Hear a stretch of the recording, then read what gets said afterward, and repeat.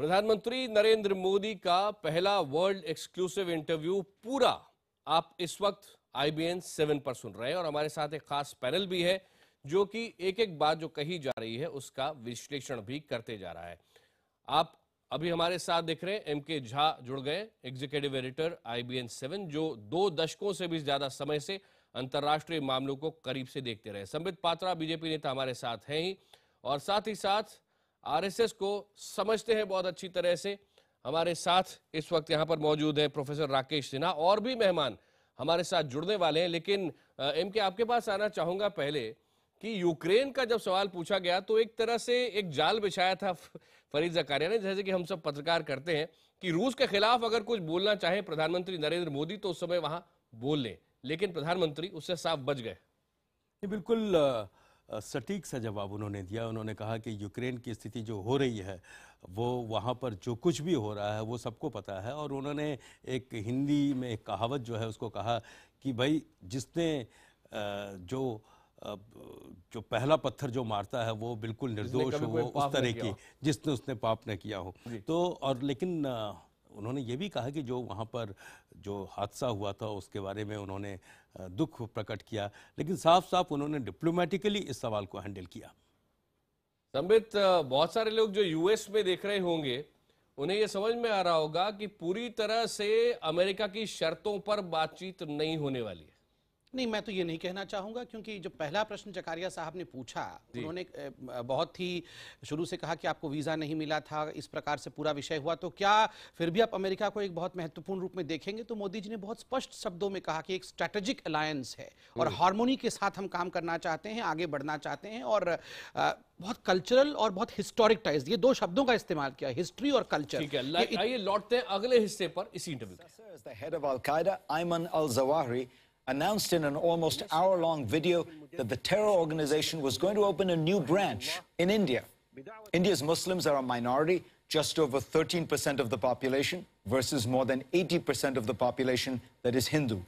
And thus far, the cause of jihad amongst that Muslim minority in India hasn't taken off at all.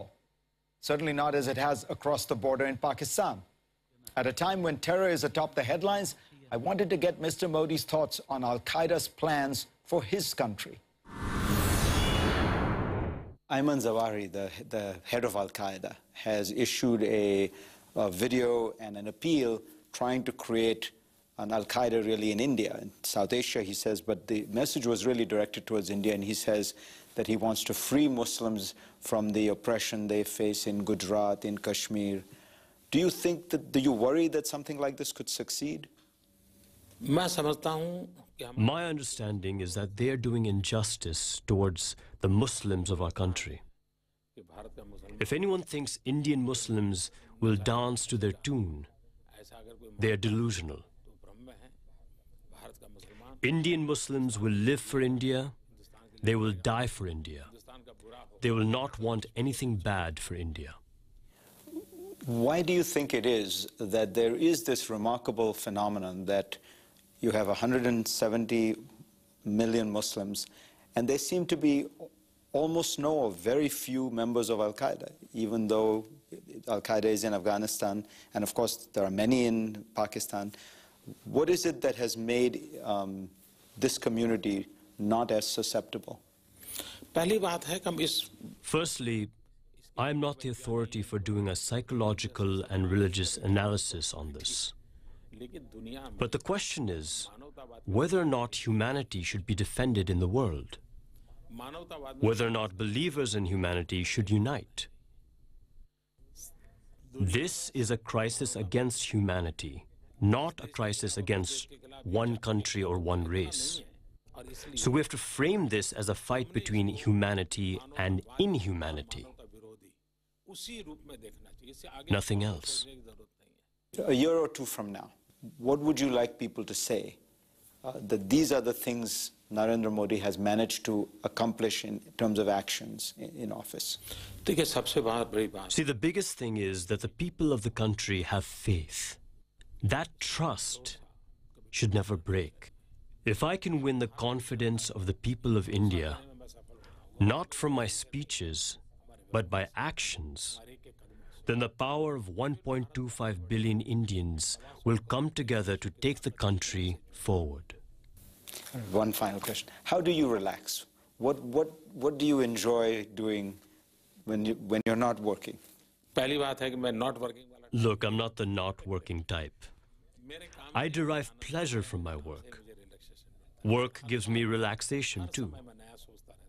Every moment I'm thinking of something new, making a new plan, new ways to work.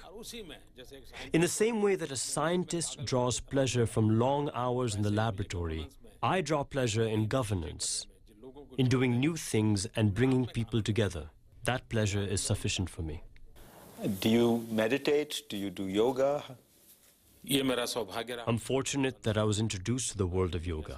That has been very useful to me. मेरे लिए काफी उपयोगी रहा I always advise everyone to make this a part of their lives. ऐसा इसको जीवन में हिस्सा बनाइए You gave a long speech about the benefits of yoga.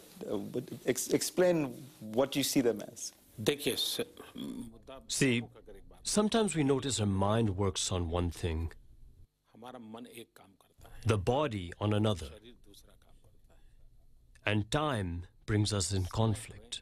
टकराव की दिशा में ला देता है Yoga synchronizes the heart, the mind, and the body. तीनों को synchronise That is yoga. And that was Narendra Modi, the new Prime Minister of India, in his first interview in office. Coming up next, a wide-ranging interview with the former President of the United States, Bill Clinton, on... तो आपने प्रधानमंत्री नरेंद्र मोदी के interview का ये हिस्सा भी देखा और आइए अब चलते हैं अपने अपने हमारे मेहमानों के पास में। सबसे पहले आपके पास आना चाहूँगा समित पात्रा। बिल्कुल ये जो अंश था इसमें से महत्वपूर्ण बातें आपको क्या लगी? देखिए, सबसे बड़ी बात तो यहाँ याद पूरे जो अंश में ह्यूमैनिटी वर्सेस ह्यूमैनिटी, मनुष्यता और जो मनुष्यता को समाप्त करने वाली ताकतें हैं उनके बीच जो लड़ाई पूरे विश्व में चल रहा है, इसमें सभी को एक हो जाना चाहिए। ना तो इसमें धर्म, ना ही इसमें रेस, हमें इनमें भेदभाव नहीं करना चाहिए। हिंदू है या मुसलमान है, सिख है या ईसाई है, अफ्रीकन है, मंगोलियन है, इंडियन है, अमेरिकन है, इसको नहीं देखना है। कौन मनुष्यत्व को आगे बढ़ा रहा है और कौन मनुष्य का दुश्मन है, इन दोनों को पार्थक्य पृथक देख के इनके खिलाफ या इनके साथ खड़ा होना चाहिए। जिसके खिलाफ खड़ा होना चाहिए वो ताकतें अलग हैं और जिनके साथ खड़े होने चाहिए वो ताकतें अलग है। ये एक सबसे महत्वपूर्ण विषय।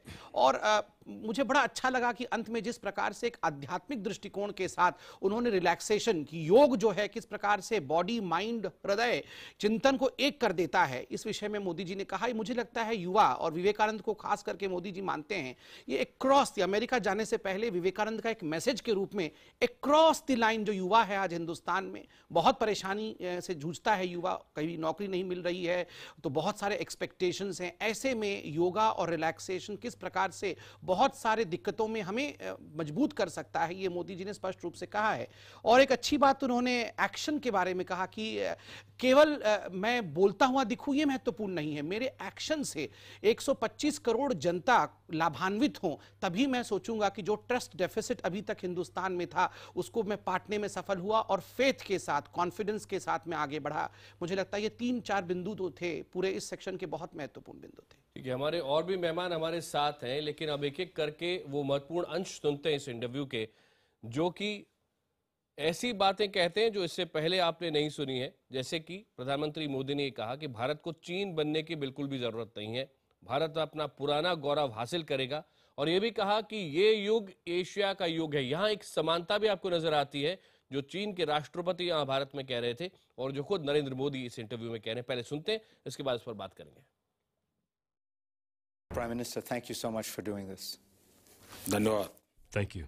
After your election, people have begun asking again a question that has been asked many times for the last 2 decades, which is, will India be the next China? Will India be able to grow at 8-9% a year consistently and transform itself and thus transform the world? देखिए, See, India does not need to become anything else. India must become only India. ये देश है This is a country that once upon a time was called the Golden Bird. जहाँ थे वहाँ नीचे आए हैं। We have fallen from where we were before, की हमारी संभावनाएं बढ़ी। but now we have the chance to rise again. If you see the details of the last 5 or 10 centuries, you will see that India and China have grown at similar paces. कि भारत और China हमेशा Their contributions to global GDP have risen in parallel and fallen in parallel. हमेशा समान समान रहा है. Today's era once again belongs to Asia. ये युग फिर से एशिया का आया है. India and China are both growing rapidly together. साथ साथ ग्रो कर. प्रोफेसर राकेश सिन्हा भी इस वक्त बड़े ध्यान से सुन रहे हैं। प्रोफेसर सिन्हा, एक तरफ ब्रिक्स की बैठक हुई, ब्राजील गए, वहां पुतिन से मुलाकात हुई, वहां पर चीन के राष्ट्रपति से मुलाकात हुई, साथ ही साथ लैटिन अमेरिका के कई नेताओं से बात हुई। एक वो धारा थी सोच की, अब दूसरी ये है जहां प्रधानमंत्री मोदी अमेरिका जा रहे हैं। तो इंटरव्यू में आपको ये भी नजर आ रहा है कि कहीं ना कहीं दोनों को बैलेंस भी करने की कोशिश कर रहे हो। देखिए, मुझे इस साक्षात्कार में जो सबसे अच्छी बात लगी कि नरेंद्र मोदी एक चीज़ पर जोर देना चाहते हैं कि कन्फ्लिक्ट्स को कितना हम कम कर सकें। जब भी उनसे सवाल पूछा गया, चाहे हिंदू मुस्लिम के संदर्भ में पूछा गया, तो उन्होंने एक जो औपनिवेशिक विमर्श चल रहा है, लगातार 200 सालों से एक विमर्श चल रहा है हिंदू मुसलमान, हर बिंदु पर वह विमर्श कंटिन्यूटी के साथ चल रहा है। लगभग 1850-60 के बाद से विमर्श शुरू हुआ है। इसको उन्होंने, इस विमर्श को तोड़ते हुए इन्होंने 125 करोड़ भारतीयों की बात करनी शुरू की है और उस औपनिवेशिक विमर्श पर विराम लगाने की कोशिश की है। जब भारत चीन के बारे में बात उठी तो उन्होंने भी उस विमर्श को कॉम्पिटिटिव होने की जगह एक दूसरे कॉम्प्लीमेंट्री होने की बात कही और एशिया की ताकत को उभारने की बात कही। तीसरी, जो आपने एक प्रश्न पहले संबित जी से पूछा था कि जब उन्होंने ये बात कही विश्व के संदर्भ में, मानवीयता के संदर्भ में, देखिए यह सवाल का जवाब उन्होंने अलकायदा के संदर्भ में दिया था और साफ तौर पर उन्होंने संदेश दिया है कि अलकायदा जैसी ताकतों का जो अभियान है वो मानवीयता के खिलाफ है, पूरी मानवता को साफ करना, नष्ट करने का अभियान है। और उन्होंने भारत की ओर से संदेश दिया कि इस तरह के अभियान को समाप्त करने के लिए जो अमानवीय है, मानवता विरोधी है, भारत उन सभी ताकतों के साथ है जो ताकतें इस अभियान को समाप्त करना चाहती हैं। ये भारत के प्रधानमंत्री का बहुत ही महत्वपूर्ण संदेश अंतर्राष्ट्रीय मंच पर है जब उनसे पूछा गया क्या अलकायदा भारत में जगह बनाएगी। तीसरी बात जो उन्होंने इस साक्षात्कार में कहा कि भारत के मुसलमान इस देश के लिए जीते और मरते हैं।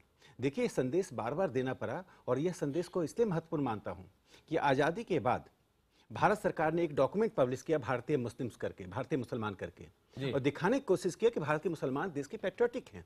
इसलिए जो लोग सवाल उठाते हैं कभी कभी कि नरेंद्र मोदी को क्यों कहना पड़ा, आज इस जंक्चर पर इसलिए कहना पड़ा कि अलकायदा जैसी ताकत भारत में जगह बनाने की कोशिश कर रही है। कुछ न कुछ हद तक यहाँ पर भी आतंकवादी गतिविधियों की खुशखुशाहट है, सुगवाहट। इसके कारण नरेंद्र मोदी ने आज अंतर्राष्ट्रीय मंच पर एक संदेश दिया कि भारत के मुसलमान सांस्कृतिक रूप से भारत में इंटीग्रेटेड हैं। कम से कम देशभक्ति के मामले में, भारत के मामले में वे कभी भी ऐसा नहीं करेंगे जो भारत को क्षति पहुंचाए। ये एक ओवरव्यू आपने दिया है जो कुछ भी कहा प्रधानमंत्री ने अभी तक, लेकिन अब हम स्पेसिफिक विषय एक एक करके उठाने वाले हैं। और हमारे साथ एक और मेहमान जुड़ गए हैं, विवेक काटजू जी, जो कि विदेश मंत्रालय में कई अहम पद संभाल चुके हैं। उनके पास भी चलेंगे अगले सवाल के लिए, लेकिन उससे पहले चीन के बारे में जो प्रधानमंत्री ने कहा वो भी ध्यान से सुन ले।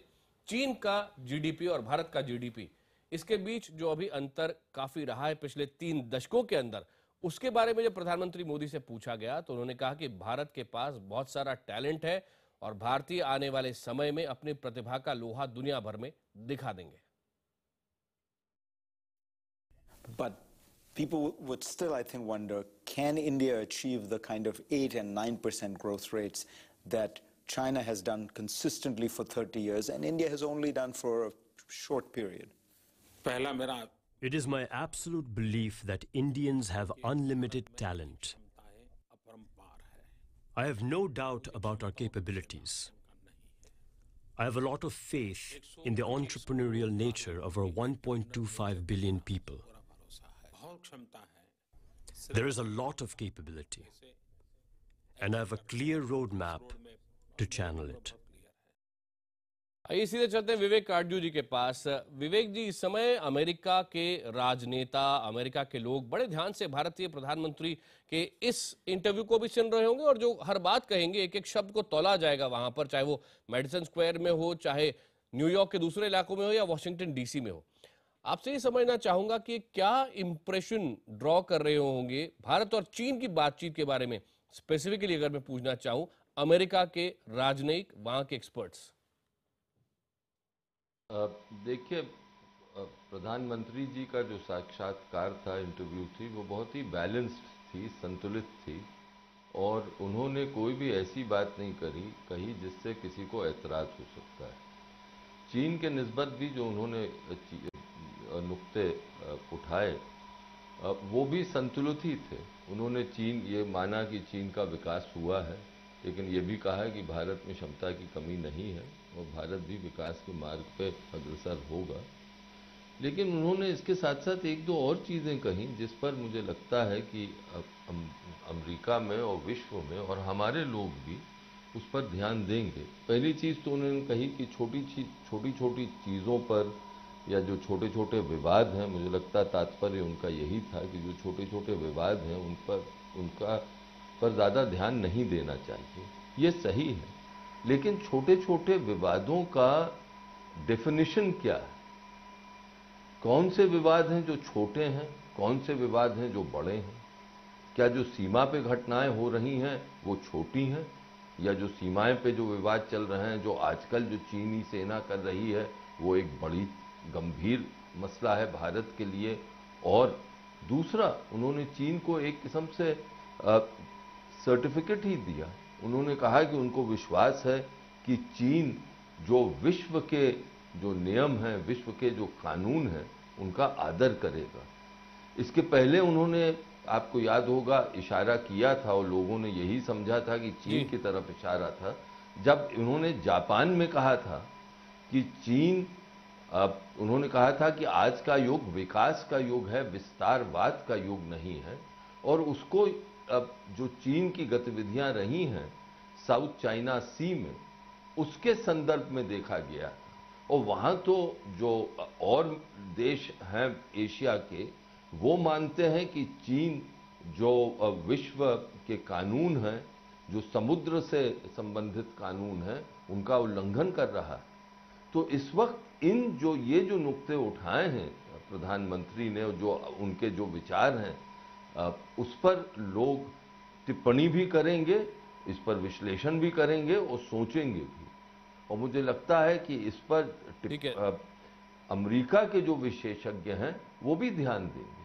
संबित, आपके पास भी आऊंगा और कांग्रेस का पक्ष रखने के लिए संजय झा भी इस वक्त हमारे साथ जुड़ चुके हैं। लेकिन इनके पहले आपके पास आना चाहूंगा और ये समझना चाहूंगा कि जहां तक चीन का और अमेरिका का सवाल, इनको बैलेंस करने का सवाल है, क्या आपको लगता है कि प्रधानमंत्री एक साफ साफ संदेश यहां पर यह भी दे रहे हैं कि जहां तक अमेरिका का रिश्ता है वो अलग है और चीन के साथ जो हमारा रिश्ता है वो अलग है, यहाँ घालमेल नहीं है? ये बिल्कुल सही बात है। और देखिए, एक तरीके से उन्होंने जो कहा, और पिछले दिनों को अगर आप देखें कि इस इंटरव्यू ये जब हुआ था या उसके पहले हो सकता है कि उस चीन के राष्ट्रपति यहाँ पर मौजूद थे, बहुत अच्छी मुलाकात रही। उन्होंने अंडरलाइन भी किया भारत के जो कंसर्न थे और बड़े साफ शब्दों में कहा। तो कहीं भी उस चीज़ को लेकर वो मिलाने के पक्ष में नहीं है। एक चीज़ बिल्कुल साफ है कि भारत का हित क्या है, भारत के लोगों का हित किसमें है, किनके साथ भारत के जो स्ट्रैटेजिक रिलेशंस हैं, पार्टनरशिप हैं, वो मान रहे हैं, अंडरलाइन बार बार इस चीज़ को कर रहे हैं कि पार्टनरशिप और रिलेशन एक ज़रूरत है और भारत को इसकी ज़रूरत है। लेकिन ये भारत के हित को रखते हुए इस चीज को वो करेंगे, क्योंकि अमेरिका तो अपनी तरफ से वो उठाएगा ही विषय जो उसको उठाना है, और चीन का विषय भी आएगा ही आएगा। जी बिल्कुल सही बात है। अच्छा, एक सवाल मैं आपसे इसलिए पूछ रहा हूं क्योंकि कई लोग ट्विटर पर पूछ रहे हैं। जी हाँ, मैं देख रहा हूं। और वो सवाल ये है कि क्यों हम प्रधानमंत्री नरेंद्र मोदी की अपनी आवाज हिंदी में नहीं सुनवा पा रहे हैं, क्यों बार बार उनका इंग्लिश ट्रांसलेशन आ रहा है? देखिए, ये इस चीज के बारे में यही एक चीज कह पाऊंगा कि ये इंटरव्यू जो है वो CNN वर्ल्ड के जो फरीद जकारिया साहब हैं उन्होंने लिया अपने प्रोग्राम के लिए। और चूंकि CNN वर्ल्ड जो है ये पूरी दुनिया में देखा जा रहा है, आज भी जो इंटरव्यू और ये जो प्रोग्राम चल रहा था ये करीब 80 देशों में देखा गया है। और जाहिर सी बात है कि हिंदी जो है वो उन 80 देशों में नहीं बोली जाती है और इस चीज़ का ध्यान रखा गया। और उम्मीद हम करते हैं कि अगर जब क्लीन फीड अगर हमको मिल पाएगा तो हो सकता है कि हिंदी में भी उनका पूरा प्रसारण हम सुन पाएंगे। जी बिल्कुल, ये एक सवाल महत्वपूर्ण था उठाना, क्योंकि बहुत सारे लोग इसको ट्विटर पर भी लिख रहे हैं, वैसे भी पूछ रहे हैं। लेकिन संजय झा जी, आपके पास आना चाहूंगा। अगर आपने पूरा इंटरव्यू सुना है तो आपसे जानना चाहूंगा कि कांग्रेस इसे किस तरह से देख रही है। क्या पूरी तरह से समर्थन में है या कुछ विषय ऐसे हैं जहां आपको लगता है कि बदलाव किया जा सकता था? देखिए, मैंने तो सिर्फ आपके कुछ एडिटेड एक्सर्प्ट्स को मैंने देखा है। मैंने जितना वक्त देखा था उसमें ज़्यादा आप लोगों ने उसका विज्ञापन किया, लेकिन उसका कॉन्टेक्स्ट क्या है वो साफ तरीके से उभर के नहीं आया है। लेकिन आप चीन का ही विषय लीजिए, बहुत ही गंभीर मामला है कि जब प्रेसिडेंट शी जिनपिंग यहाँ पर हो और उस वक्त सीमा पर उल्लंघन हो या वहाँ पर तनाव हो, ये इस बात का एक उदाहरण है कि चीन इस वक्त किसी न किसी विषय को नहीं तो लेकर संजय जी, आप क्या चाहेंगे? क्या आप ये चाहेंगे कि जब अमेरिका के अंदर कोई इंटरव्यू दिखाया जा रहा है भारत के प्रधानमंत्री का, तो उसमें जम के वो चीन की आलोचना कर दें? मैं आपको ही कहना चाहूंगा, किसी आपके पैनल पर किसी ने ये कहा कि मैं मुझे मालूम नहीं कि वो शख्स कौन है, जिन्होंने कहा कि जब हमारे प्रधानमंत्री जब जापान गए हुए थे तो उस समय उन्होंने कुछ चाइना का नाम उन्होंने लिया नहीं था, लेकिन उन्होंने कहा था कि कुछ ऐसे शक्तियां हैं जो शायद बहुत आक्रामक उनका रवैया है, क्योंकि और उन्होंने समुद्र को लेकर कहा था। देखिए, ये सब बात एक समझने की बात है कि यदि डिप्लोमेसी की यदि आप देखिएगा तो डिप्लोमेसी में आपको ढेर सारे कन्फ्लिक्टिंग ऑब्जेक्टिव्स को बैलेंस करना पड़ता है। मैं समझता हूं कि जापान में जाके वो कहना, जबकि हम जानते हैं कि चीन के साथ हमारा एक ऐतिहासिक एक तरीके से एक तनाव का एक रिश्ता रहा है, और जापान में सब लोग जानते हैं कि शायद नरेंद्र मोदी जी और शिंजो आबे के बीच में कुछ पर्सनल केमिस्ट्री भी हो सकता है, लेकिन वहां जाके एक ऐसा एक स्टेटमेंट देना, मैं समझता हूं कि डिप्लोमेसी में वैसी बात करना एक थोड़ा एक जोखिम लेना होता है। एक सवाल उठाया, संबित इसका जवाब देना चाहते हैं। संजय, आपके पास आऊंगा वापस। अंत में जापान और चीन के बीच जो रिश्ता है उसमें भी बहुत ढेर सारे एक विषय हैं जिनमें उनके पास ऐतिहासिक एक कॉन्फ्लिक्ट रहा है। तो मैं समझता हूं कि डिप्लोमेसी पर या फॉरेन पॉलिसी पर यह सरकार अभी तक असफल रही है। चलिए, थोड़े मजाक में मैं कह दूं, बुरा ना मानिएगा तो मैं लाइन से हटके कहना चाहूंगा। ये संजय जी बड़े मित्र हैं मेरे, उन्होंने 2 बार कहा ऐतिहासिक कॉन्फ्लिक्ट। चाइना के संदर्भ में भी ऐतिहासिक कॉन्फ्लिक्ट, जापान के संदर्भ में भी ऐतिहासिक कॉन्फ्लिक्ट। ये आखिरकार कौन था इतिहास में जो ये सब कॉन्फ्लिक्ट करा रहा था? क्या उसी को नेहरूवियन पॉलिसी कहते हैं?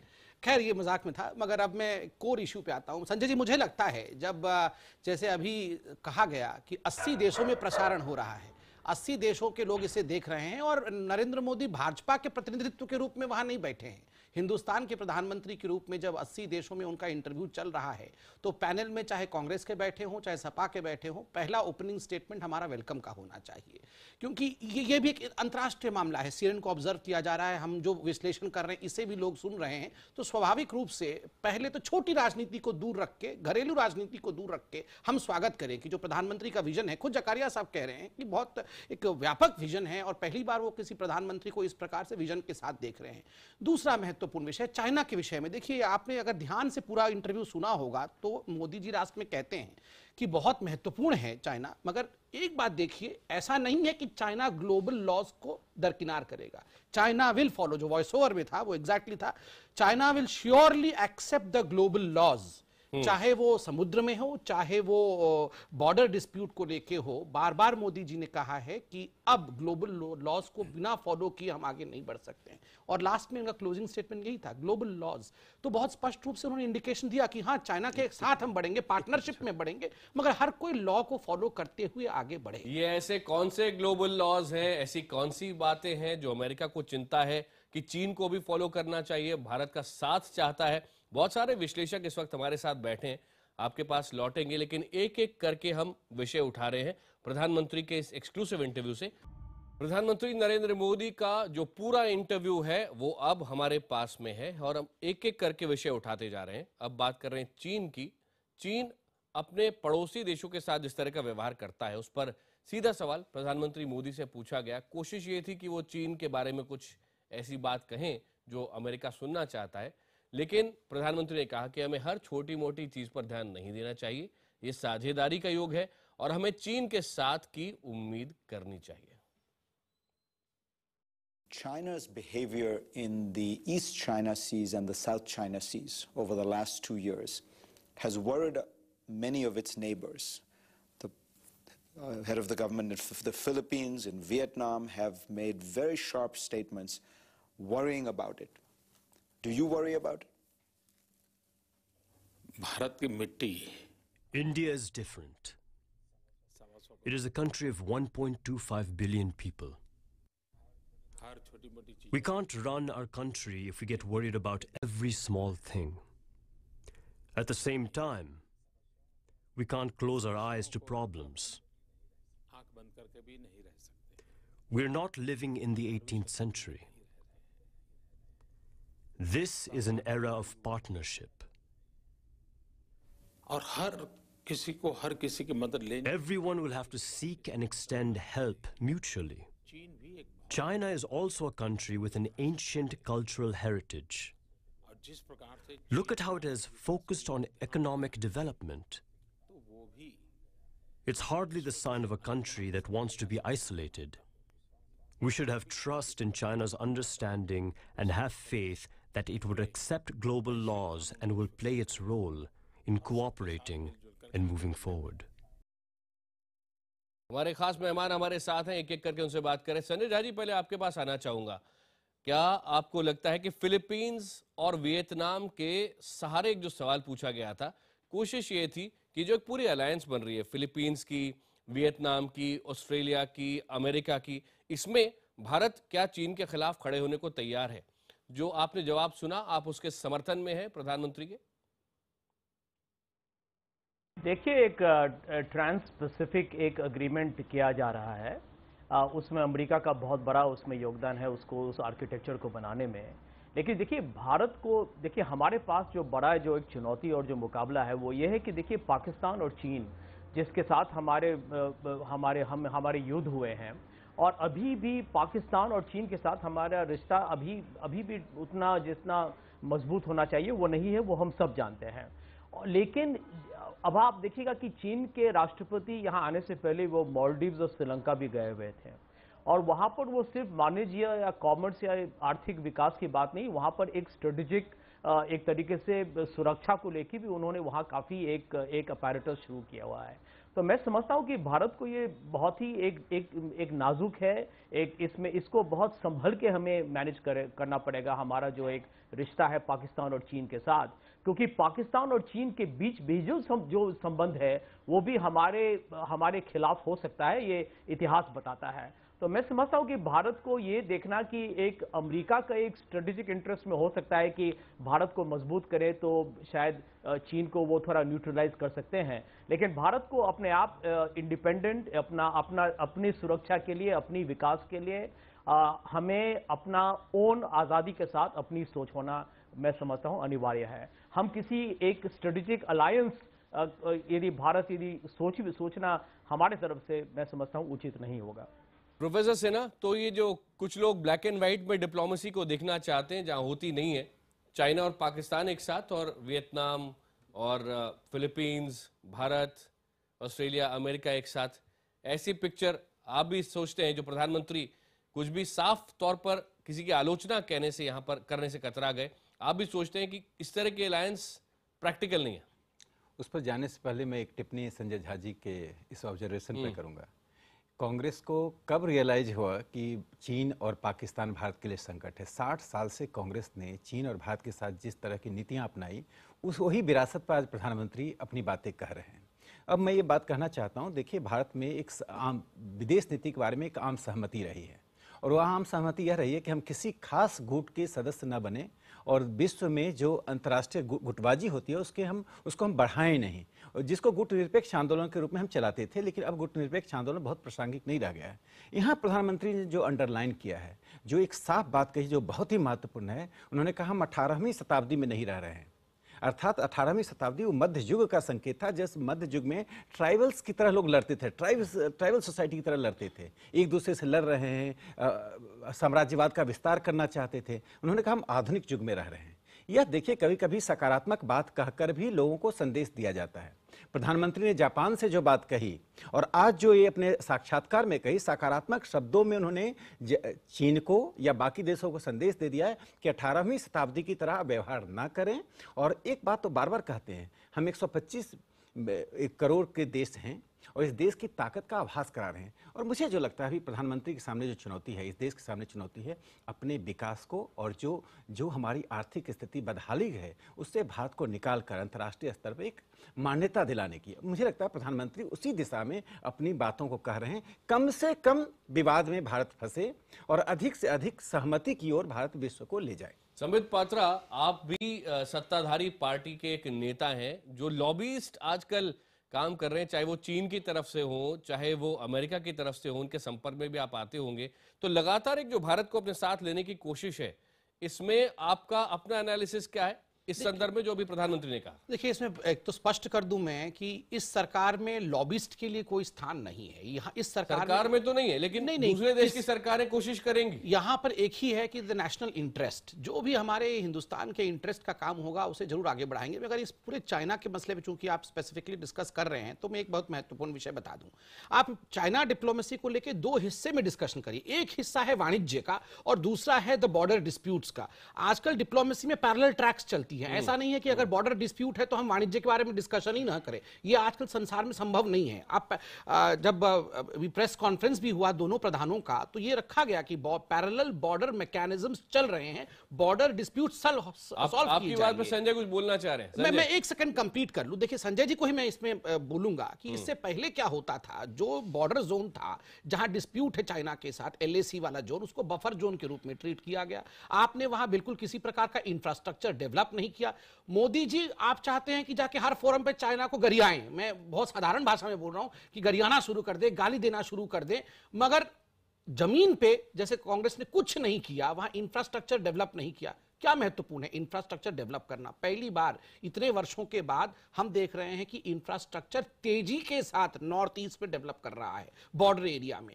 तो बोलना, हम अच्छी बात डिप्लोमेसी में जरूर बोलें, साथ लेके चले, पार्टनरशिप करें, मगर जो काम बॉर्डर में करना चाहिए वो मोदी सरकार कर रही है, वो नहीं कर रही थी संजय झा जी की सरकार। ऐतिहासिक कॉन्फ्लिक्ट्स पर अब बात आ गई है, ऐतिहासिक गलतियों की, कांग्रेस और यूपीए सरकारों की। संजय जी,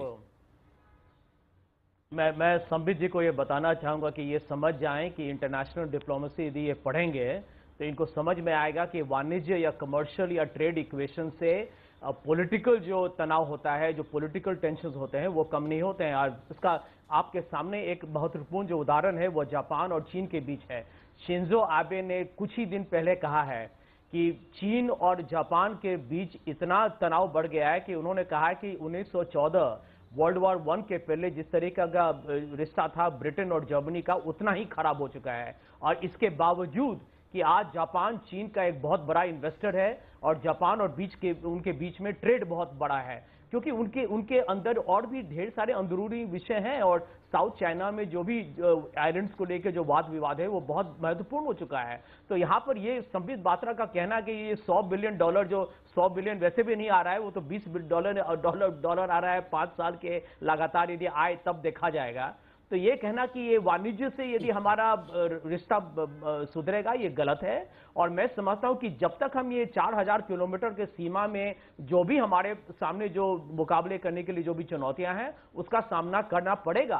आप उसको छोटा या बड़ा नहीं कर सकते हैं। आज आपके इंटरव्यू में प्रधानमंत्री ने कहा कुछ छोटी छोटी बातें, यदि उनके राष्ट्रपति के जाने के एक दिन के बाद वहां पर 50 PLA के लोग अंदर आ चुके हैं, तो मैं आपको विश्वास से कह सकता हूं कि इसमें चाइनीज प्रेसिडेंट के उनकी जानकारी के बाद ही वो लोग हमारे सीमा के उल्लंघन किए हुए हैं। तो इसको गंभीरता से देखना पड़ेगा। इसको आप एक स्पोक्समैन के नाते ऐसे ही आप कैजुअली एक स्टेटमेंट में आप इसको डिसमिस नहीं कर सकते। संबित जी का जवाब ले लीजिए। विवेक काजू जी भी सुन रहे हैं, उनके पास चलेंगे, लेकिन पहले संबित। देखिए, बहुत कंपेयर कर देते हैं। डिप्लोमेसी में जो करना होता है वो तो करना होता है, करते हुए दिखना और क्या बोलना है, शब्दों का चयन बहुत महत्वपूर्ण होता है।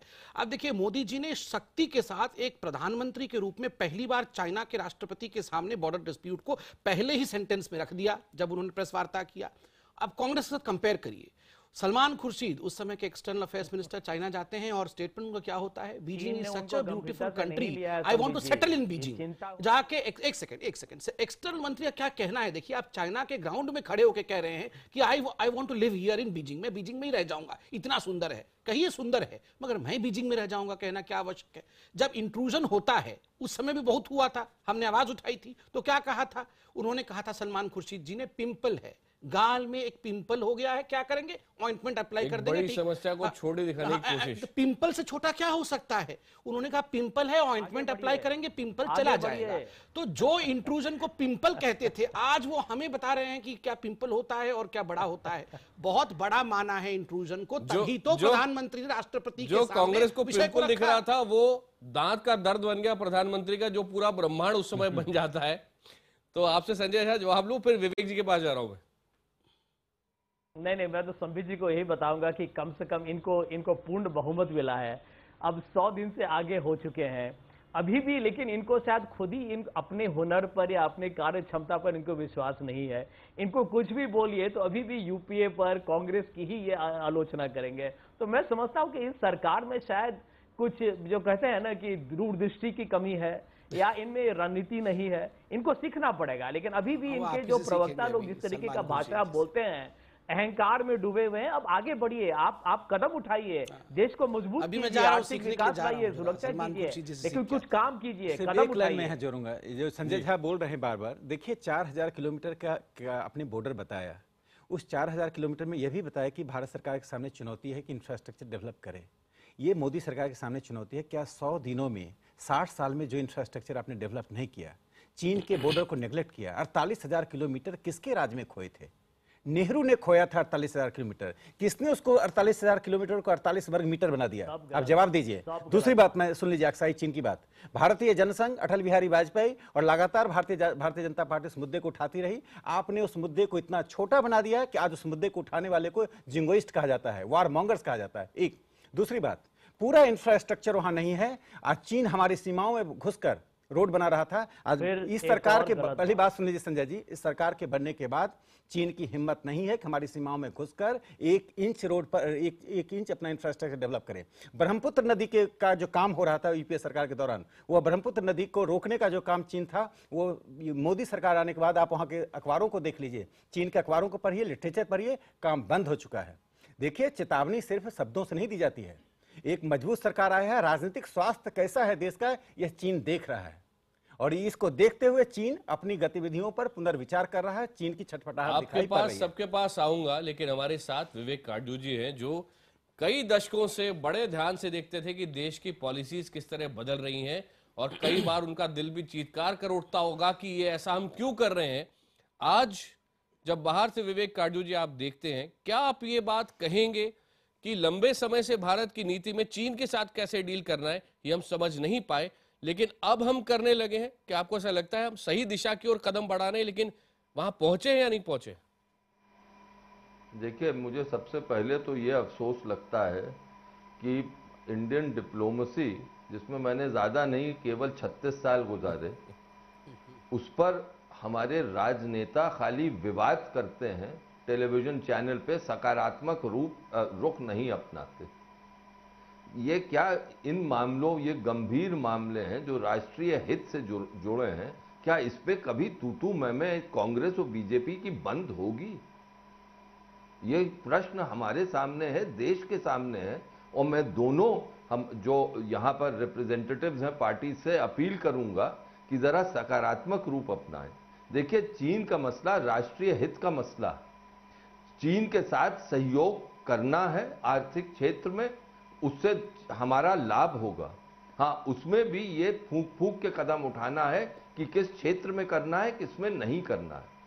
लेकिन चीन के साथ ये वास्तविकता है कि सामरिक मामलों में एक कंपटीशन है, खाली बॉर्डर पे ही डिस्प्यूट नहीं है। चीन के हित और हमारे हित, मेरा मानना है, एशिया में, इंडियन ओशन में कोइंसाइड ही नहीं करते हैं। वो डाइवर्ज भी करते हैं, कहीं वो हमारे साथ हैं इंटरेस्ट, कहीं अलग है। उस पर मुझे पूरा विश्वास है कि ये सरकार ध्यान देगी, और मोदी जी दे भी रहे हैं। इस इंटरव्यू में मुझे लगता है मोदी जी ने एक पॉजिटिव तरह से कहा, जो कि भारत के प्रधानमंत्री के लिए वाजिब था। उन्होंने जब ये कहा कि मुझे ये फेथ है कि चीन जो है वो अंतर्राष्ट्रीय नियमों का पालन करेगी, तो इससे दुनिया को ये इशारा मिलता है कि मोदी जी ये उम्मीद कर रहे हैं कि चीन इन जो अंतर्राष्ट्रीय नियम हैं, चाहे वो बॉर्डर के हों चाहे वो समुद्र के हों, दोनों का पालन करेगी। उनको ये कहना कि चीन पालन नहीं कर रही है वो अनुचित होता। जो अच्छे गंभीर राजनेता हैं वो सकारात्मक रूप से अपनी बात रखते हैं, लेकिन उसके जरिए एक संदेश भी देते हैं, और इसमें मोदी जी ने यही कहा। हाँ, एक ही चीज जो अब हमारे राजनयिकों को करनी है और जो कि उनसे प्रश्न पूछा जाएगा वो ये है कि जो मोदी जी ने छोटी छोटी बातें कही, और वो भी सही है कि छोटी बातों पे ध्यान नहीं देना है, लेकिन जैसे मैंने आपके प्रोग्राम पे पहले अर्ज किया कि ये छोटी बातें क्या हैं और गंभीर बातें क्या हैं, हमारे जो डिप्लोमेट्स हैं उनसे ये पूछा जाएगा, क्योंकि डिप्लोमेट्स जो हैं वो जो प्रधानमंत्री बोलते हैं उसका इंटरप्रिटेशन देना उनको पड़ता है। और मुझे उम्मीद है कि आज विदेश मंत्रालय इस पर क्लैरिफिकेशन बाद में चल के देगा, अब जिस तरह उनके वो देता है, और ऐसे ही बात आगे बढ़ेगी। इसमें चीन पर बातचीत को यहां से थोड़ा सा और आगे बढ़ाएंगे कि क्या चीन ने जो तेजी से विकास किया है वो इसलिए कर पाया कि वहां लोकतंत्र नहीं है, क्या भारत को इसका नुकसान हो रहा है? प्रधानमंत्री ने इस पर क्या कहा है आपको बताएंगे। चीन में लोकतंत्र नहीं है और तेजी से उसने इसी कारण से विकास किया है, कई लोग ये बात कहते हैं। प्रधानमंत्री मोदी का इस पर क्या कहना है, आइए सुनते हैं। Do you look at China and feel that it has been able to develop as fast as it has? Really the fastest development in human history, because it is an authoritarian government, because the government has the power to build great infrastructure, to create incentives for investment. Do you look at that and think to yourself that would be, that there is a price to democracy, that you have to do things a little bit more slowly? If China is one example, then democratic countries provide another example.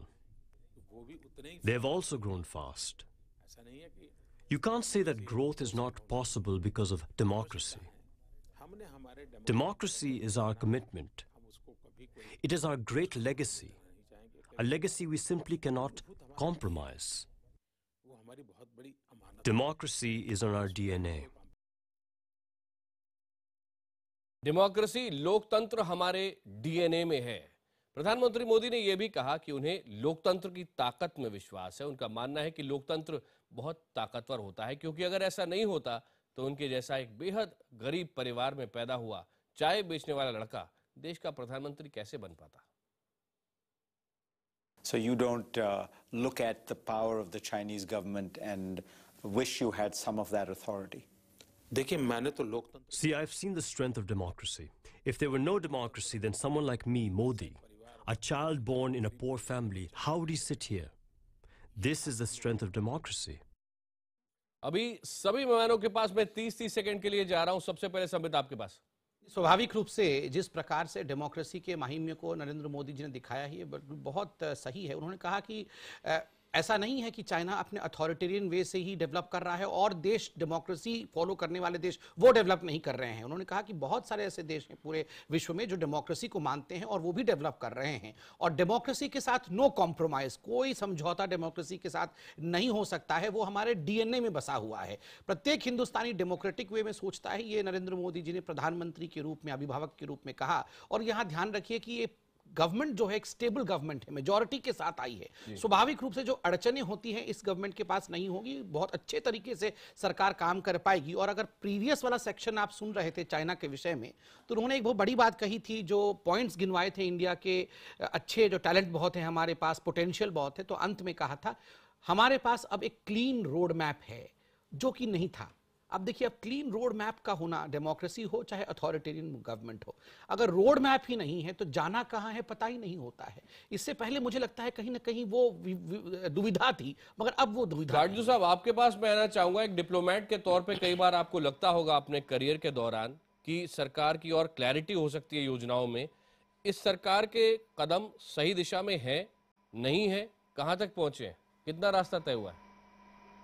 देखिए, जब भी मैंने भारत का प्रतिनिधित्व किया है विदेशों में, तो सबसे बड़ी जो शक्ति मुझे मिली है वो हमारी डेमोक्रेसी से मिली है। जब भी मैं किसी से मिला, किसी भी नेता से मिला विदेश में, पहली चीज़ उसने मुझसे कही कि हमें भी, कि विश्व को भारत की डेमोक्रेसी में गर्व होना चाहिए।